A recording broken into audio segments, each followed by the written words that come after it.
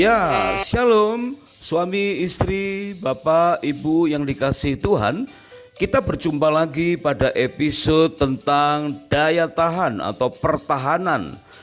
Karena beberapa waktu terakhir ini kita mendengar berita bahwa Israel menggempur atau mengebom pusat nuklir dari Iran, dan Israel mengeklaim terjadi kemenangan yang besar. Tetapi bagi Iran mengatakan itu belum berhasil. Ya, Israel belum berhasil hanya merusak permukaan saja, karena senjata Israel hanya mampu menembus sekitar 60 meter ke bawah tanah. Sedangkan Iran katanya posisi dari bunkernya atau bunkernya itu 100 meter di bawah tanah. Wah, ini suatu tempat pertahanan yang luar biasa. Bahkan ada sekarang banyak rumah tangga, keluarga-keluarga kaya yang membangun bunker atau bunker di bawah tanah demikian mewah, demikian kuat. Nah, apakah benar bahwa bunker itu merupakan benteng yang terkuat? Ternyata tidak, ya. Ada benteng yang terkuat dalam segala situasi. Dan apa itu? Nah, kita akan pelajari dari apa yang ada di salah satu kota, di gereja besar di Wahyu pasal yang kedua dan pasal yang ketiga. Nah, pada saat kita mengadakan honeymoon yang kedua inilah saat yang tepat untuk kita belajar bagaimana kita memperkuat pertahanan, ya, bukan bunker secara fisik, bukan bunker di bawah tanah yang seperti Iran miliki 100 meter di bawah tanah di balik gunung, dikatakan demikian. Tetapi pertahanan semacam apakah benteng terkuat segala situasi yang harus kita bangun di zaman akhir ini? Nah, pada saat honeymoon yang kedua, pada saat perjalanan bulan madu kedua, saat inilah saat yang tepat kita untuk belajar dari kesalahan. Tentu saling dengan rendah hati dan banyak berbincang berduaan saja, sehingga kita mampu membangun, ya, benteng pertahanan yang terkuat, bukan bunker secara fisik. Jika ada kesaksian tentang pertahanan atau goyahnya pertahanan, ya, di rumah tangga di seputar kita, silakan menuliskannya di kolom komentar supaya bisa menjadi berkat bagi banyak keluarga yang lain. Nah, pada episode kali ini kita akan kuliti, ya, kira-kira daya tahan yang kita perlukan, daya tahan seperti apakah supaya kita memperoleh kekuatan untuk mempertahankan rumah tangga kita dari serangan-serangan dari berbagai pihak, dengan cara apapun. Yuk kita mulai. Jika kita lihat kembali Ulangan pasal yang ke-24 ayat yang kelima, menunjukkan bahwa betapa pentingnya tahun pertama setelah menikah, yaitu selama 1 tahun kita harus saling menyukakan hati dengan pasangan. Artinya supaya pasangan disukakan, ya artinya kita bersama-sama membangun pertahanan yang kuat, bersama-sama memiliki kepekaan, ya, untuk aware, untuk peduli dengan hal-hal yang mampu melemahkan pertahanan rumah tangga kita, sehingga rumah tangga kita tetap kuat dan saling menyukakan hati. Itulah yang menjadi mandat dari Ulangan pasal yang ke-24 ayat yang kelima. 1 tahun belajar dan mengamati pola perjuangan sebagai peperangan dalam kehidupan berkeluarga. Karena mau tidak mau, siap atau tidak siap, rumah tangga juga diibaratkan sedang menghadapi peperangan dalam berbagai dimensi, yang nampak maupun yang tidak nampak tentunya, ya, secara ekonomi maupun secara spiritual. Nah, kita belajar dari kitab Wahyu pasal yang ketiga ayat yang pertama, dikatakan teguran untuk kota Sardis. Dikatakan, aku tahu segala pekerjaanmu, engkau dikatakan hidup padahal engkau mati. Nah, ini adalah suatu keadaan yang perlu kita hindari. Kelihatannya hidup, kelihatannya bahagia, padahal mati, padahal tidak bahagia, atau berpura-pura bahagia, ya. Kelihatannya kuat, padahal keropos. Nah, Tuhan memerintahkan, bangunlah dan kuatkanlah apa yang masih tinggal, yang sudah hampir mati. Sebab tidak satu pun dari pekerjaanmu aku dapati sempurna di hadapan Allahku. Artinya ketika rumah tangga di Sardis atau kita pada zaman ini menghadapi peperangan, ya, di bidang kita masing-masing, tetapi banyak peperangan yang tidak tuntas, ya, atau peperangan yang tidak terselesaikan karena tidak tepat sasaran. Sehingga jelas dikatakan engkau dikatakan hidup padahal engkau mati.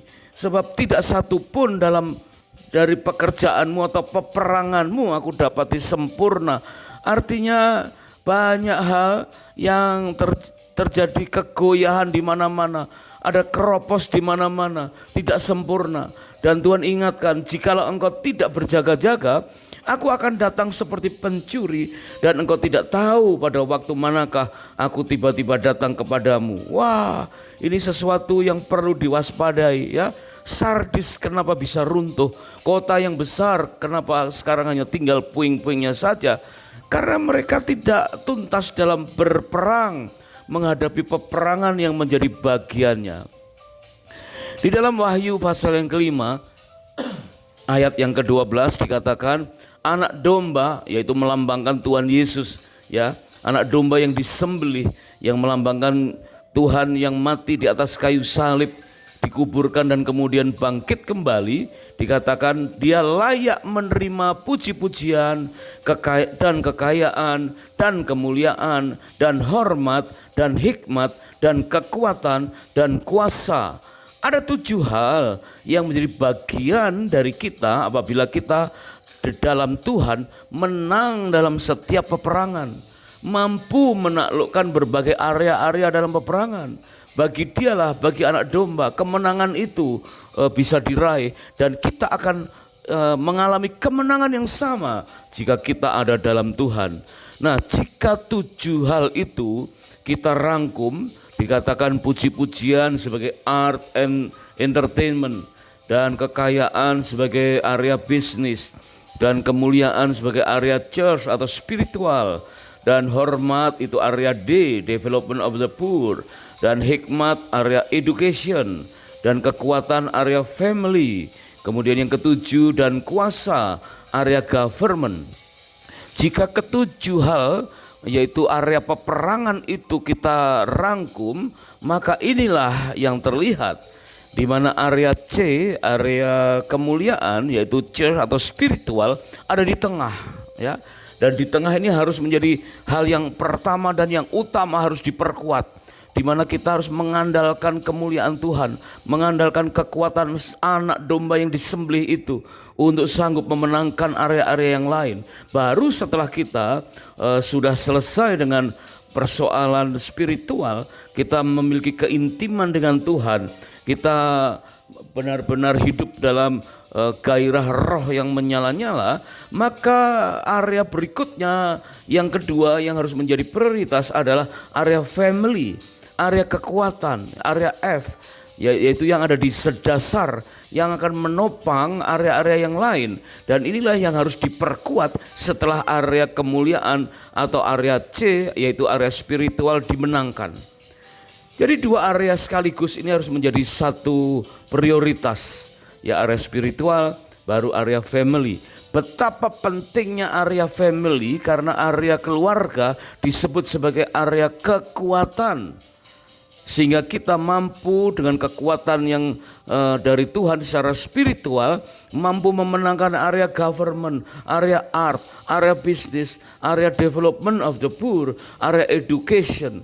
Dan itu merupakan area-area lanjutan setelah area C dan area family sudah kita selesaikan dalam peperangan dan tuntas.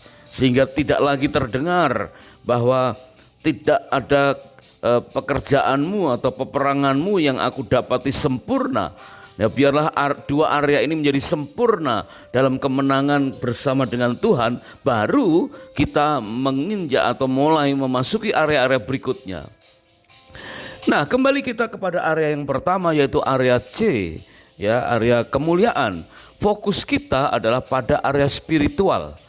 Di dalam Efesus pasal yang ke-6 ayat yang ke-10 dan 11, firman Tuhan mengatakan, akhirnya hendaklah kamu kuat di dalam Tuhan, di dalam kekuatan kuasa-Nya.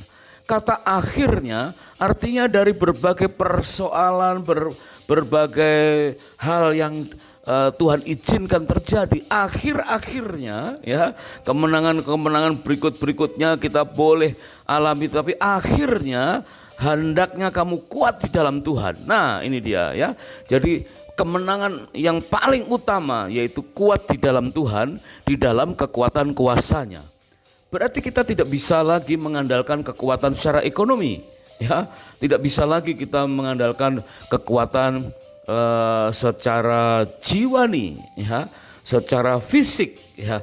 Tetapi yang utamakan kita adalah kuat di dalam Tuhan, di dalam kekuatan kuasanya. Ya, dan kenakanlah seluruh perlengkapan senjata Allah.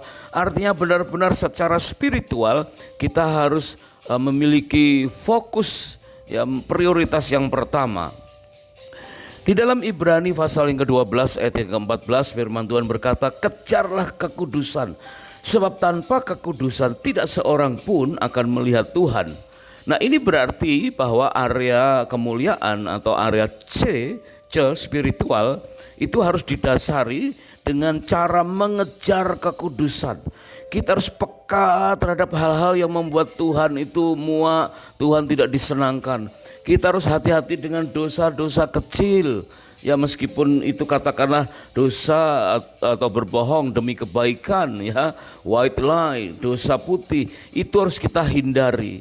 Karena fokus kita benar-benar harus berkata kepada Tuhan demi kekudusan supaya kita mampu melihat Tuhan, ya.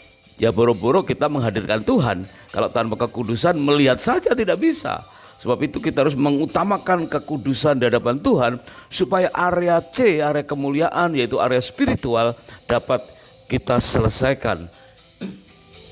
Di dalam Matius pasal yang kelima ayat yang ke-34 dan 37, bagaimana kekudusan itu mempunyai makna yang sangat sensitif, tetapi sebetulnya mudah untuk dirumuskan. Karena firman Tuhan mengajarkan, jika ya, hendaklah kamu katakan ya. Jika tidak, hendaklah kamu katakan tidak.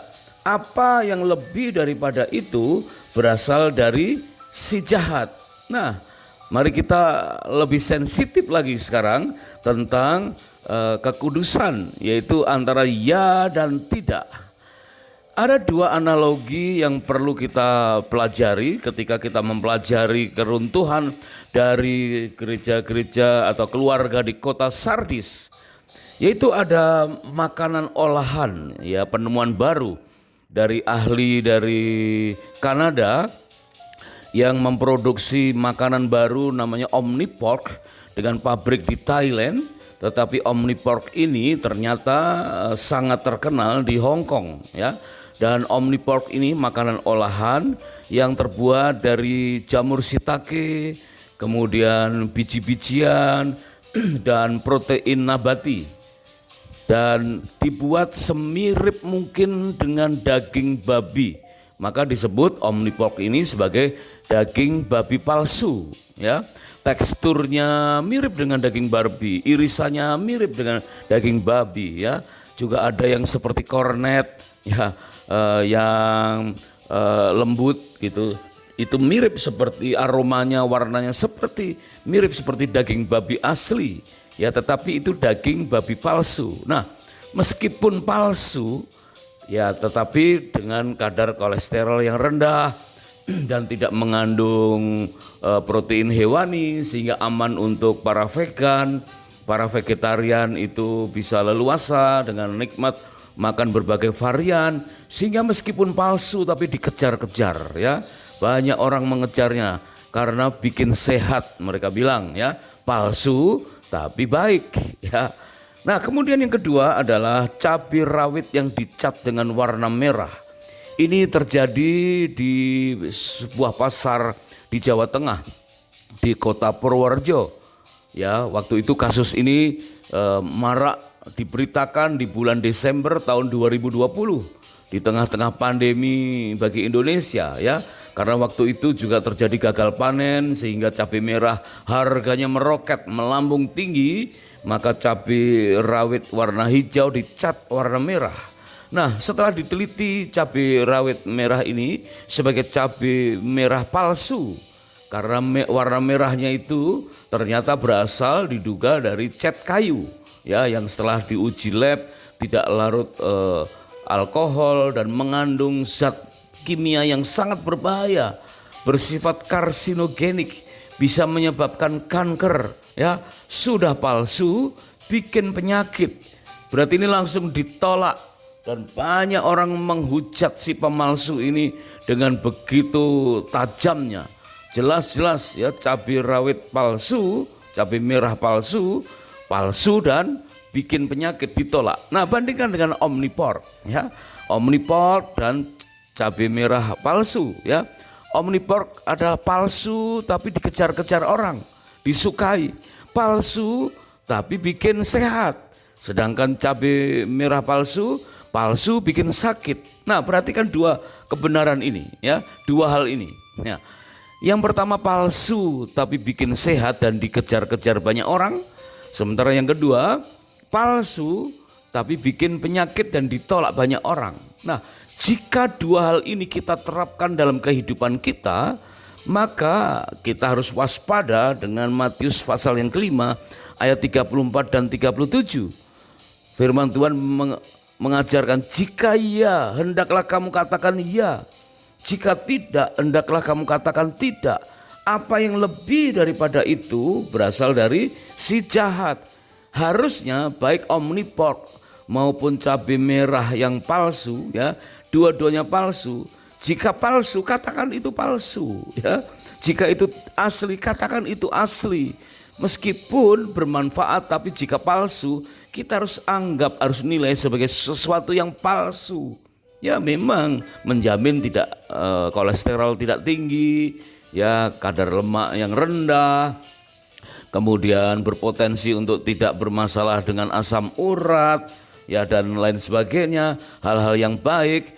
Tetapi Omniport sebagai daging babi palsu yang akhirnya dikejar banyak orang, membuat konsep kita tentang kekudusan jadi mudah luntur, sehingga kita bisa-bisa saja jatuh dalam dosa putih, yaitu berbohong demi kebaikan, white lie. Padahal di dalam Matius 5 tadi ayat yang ke-37 disebutkan apa yang lebih daripada itu berasal dari si jahat.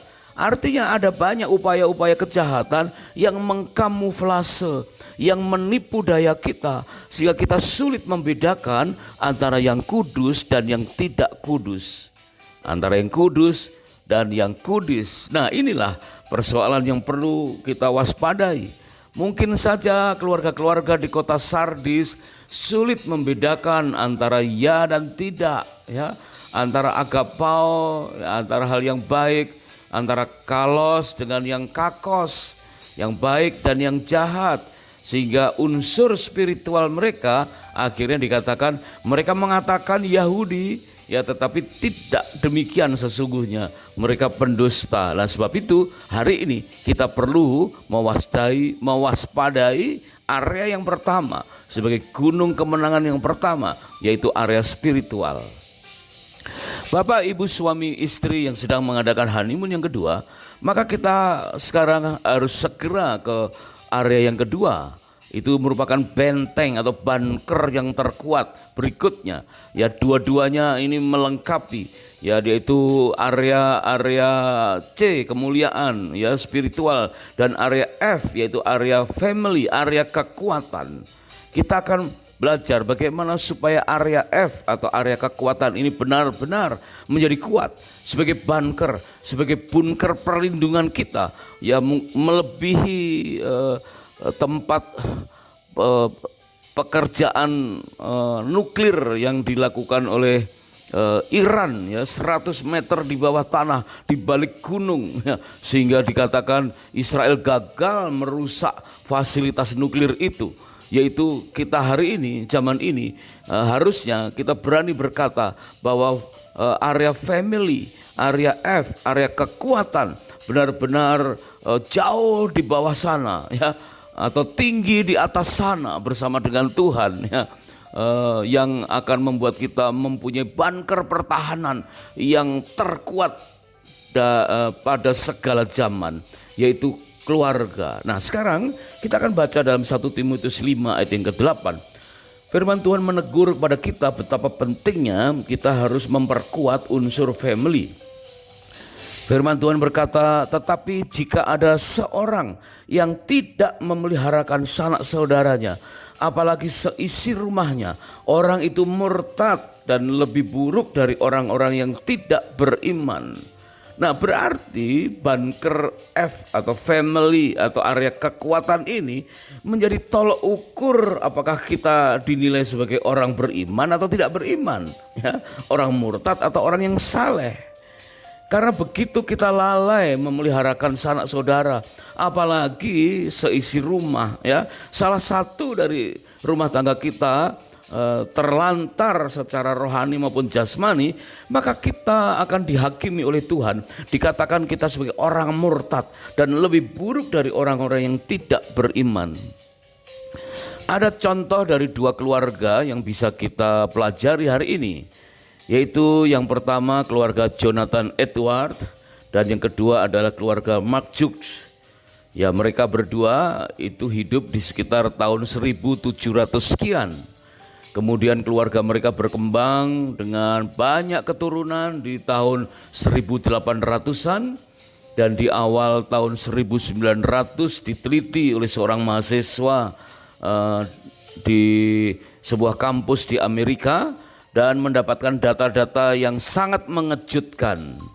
Jonathan Edward yang tadinya seorang pengusaha akhirnya menjadi seorang revivalist dan keturunannya disebutkan sangat-sangat banyak dan sangat-sangat baik, ya.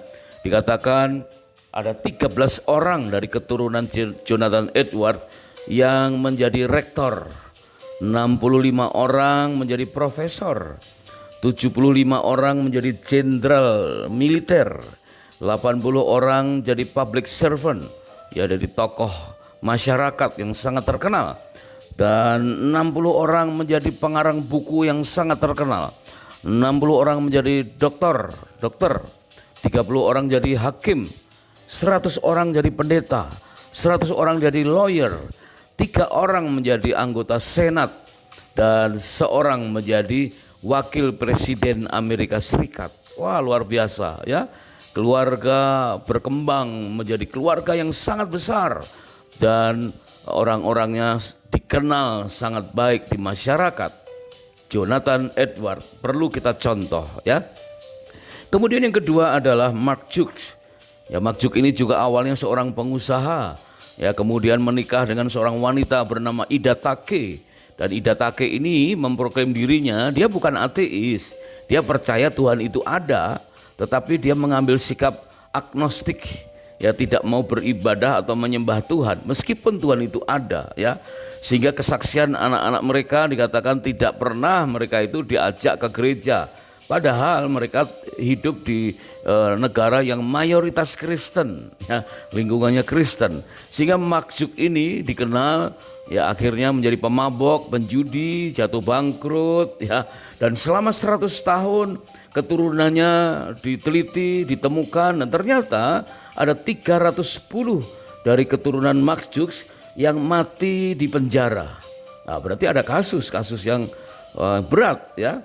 Kemudian ada 150 orang yang dikenal dari keturunan Mark Jukes ini sebagai kriminal. Wow, melakukan berbagai macam kejahatan. Dan 7 orang di antara keturunan Mark Jukes dikenal sebagai pembunuh. Dan 100 orang lebih pemabok, dan 190 orang itu ditemukan di area-area prostitusi. Aduh, sangat memprihatinkan. Awalnya kedua keluarga ini sama-sama sebagai pengusaha, dan kemudian selama 100 tahun berkembang semacam menjadi marga yang besar, ya.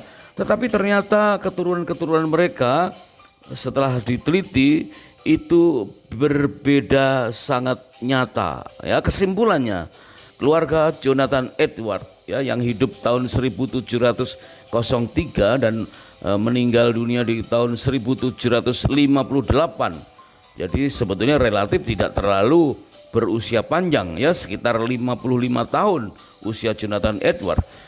Tapi keturunannya ratusan atau bahkan ribuan keturunan selama 100 tahun, dan kesimpulannya keturunan Jonathan Edward ini sulit kita temukan satu orang brengsek di antara keluarga Jonathan Edward, karena keturunan Jonathan Edward semuanya baik. Wow, ini suatu penilaian yang sangat indah yang perlu kita teladani, ya.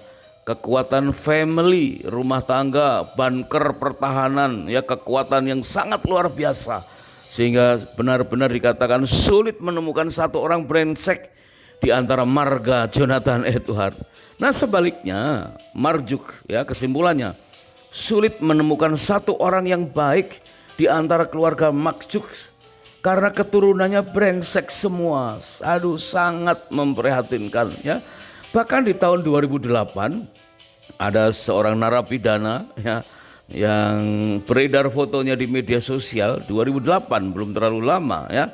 Itu ternyata juga memiliki nama akhir Max Jux, dan ini adalah salah satu dari keturunan keluarga besar Max Jux dan Ibu Ida Take, ya, yang memproklaim dirinya sebagai agnostik. Nah, berarti dua keluarga ini memiliki daya tahan yang berbeda-beda, ya. Mungkin mereka secara fisik punya bunker, ya. Mungkin saja awalnya mereka berencana memperkuat rumah tangganya dengan berbagai macam cara. Tetapi waktu berlalu akhirnya terbukti bahwa rumah tangga ada yang bertahan dan ada yang tidak bertahan. Nah, apa yang dikatakan oleh Tuhan Yesus tentang rumah tangga semacam ini? Di dalam Matius pasal yang ke-12 ayat yang ke-25, firman Tuhan berkata, Yesus mengetahui pikiran mereka, lalu Tuhan Yesus berkata, setiap kerajaan yang terpecah-pecah pasti binasa, dan setiap kota atau rumah tangga yang terpecah-pecah tidak dapat bertahan.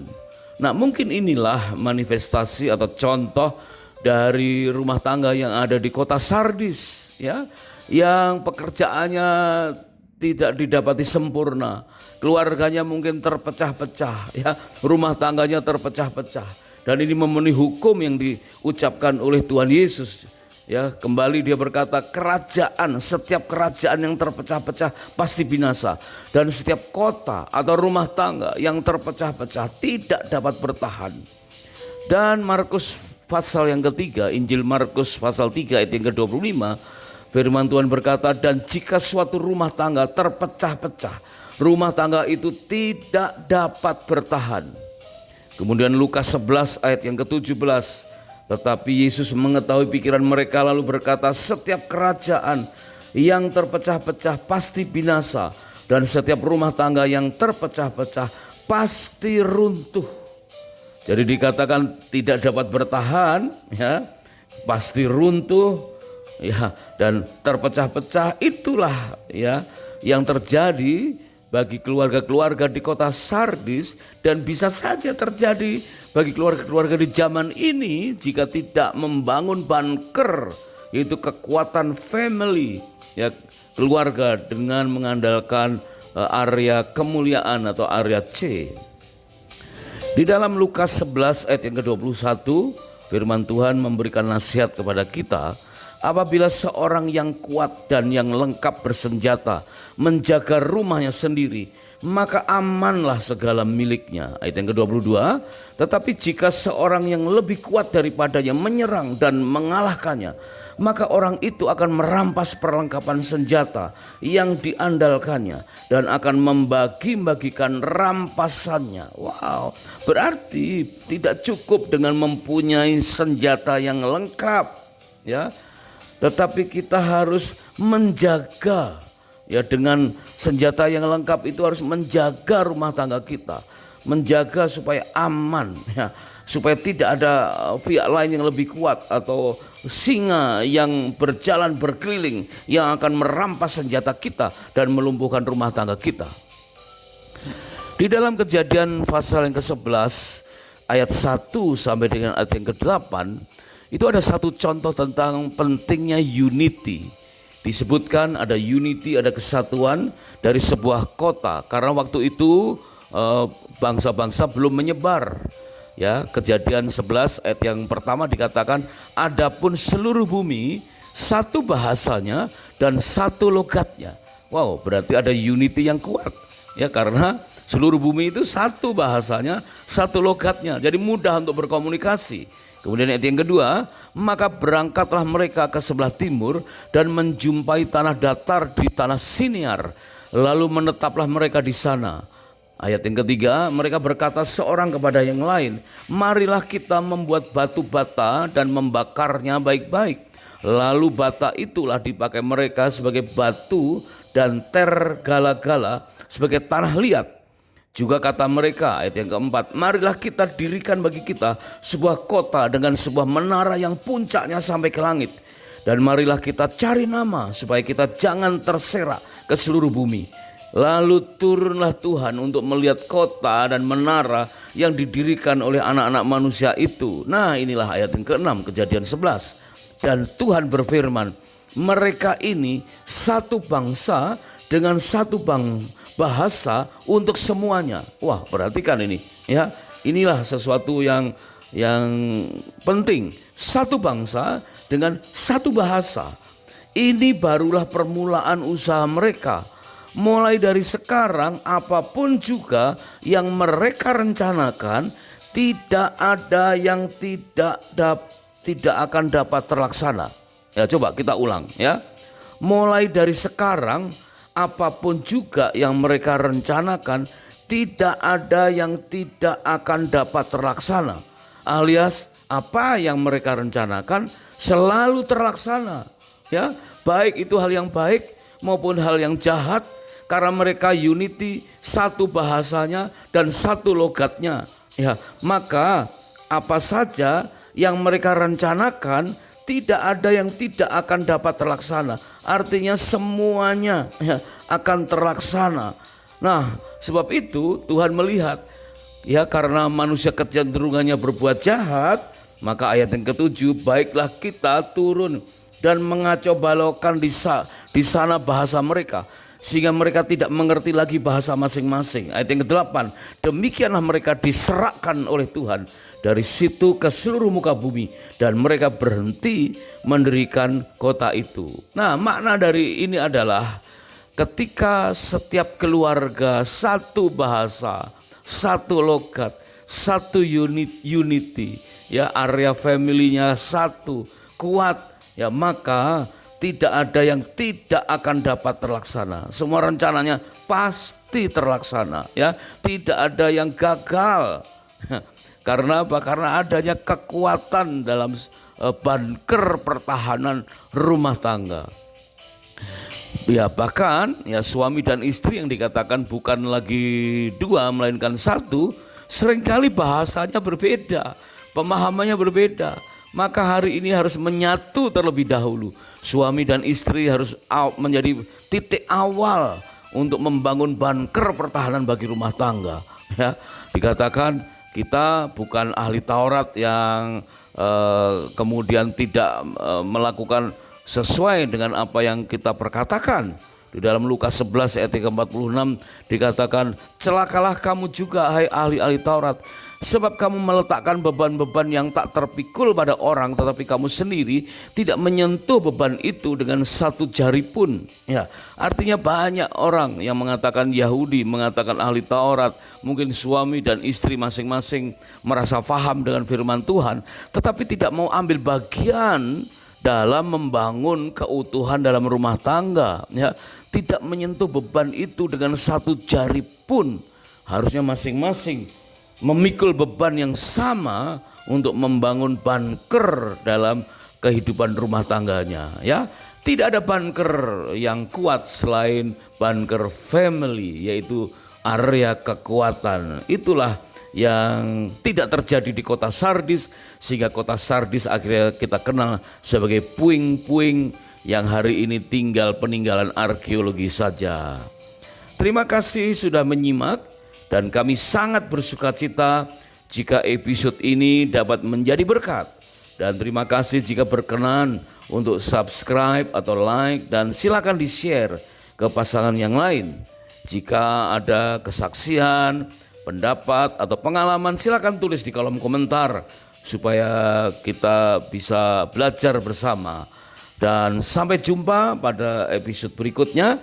Kiranya Tuhan memberkati pernikahan dan rumah tangga kita dengan berlimpah-limpah-limpah.